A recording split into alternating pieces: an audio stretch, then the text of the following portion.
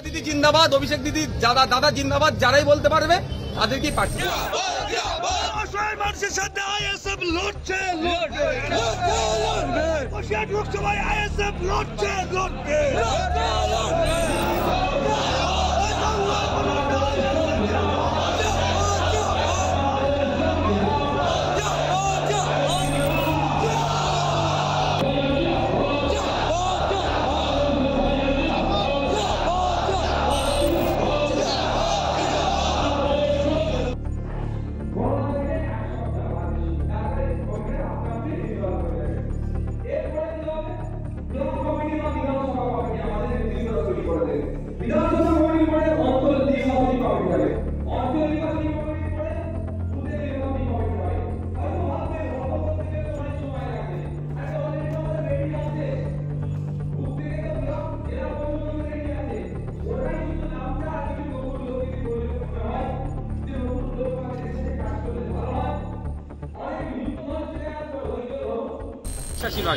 আমার কাছে কথা হচ্ছে, যাদেরকে প্রার্থী করেছে তারা সমাজকে কতটা দেবে, এতে আমি বিশ্বাসী।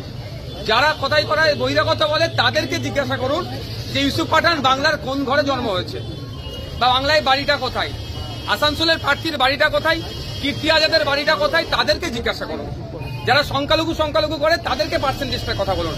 পশ্চিমবাংলার বিধানসভাতে প্রায় 40টা তো সংখ্যালঘু সমাজের বিধায়ক আছে, কি করছে তারা সংখ্যালঘুদের জন্য?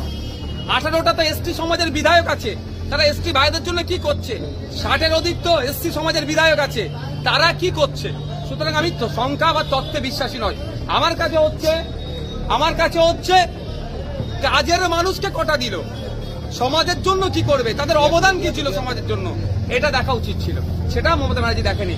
শুধুমাত্র তার জয়ধ্বনি গাইবেন মমতা দিদি জিন্দাবাদ, অভিষেক দিদি দাদা জিন্দাবাদ, যারাই বলতে পারবে তাদেরকেই প্রার্থী।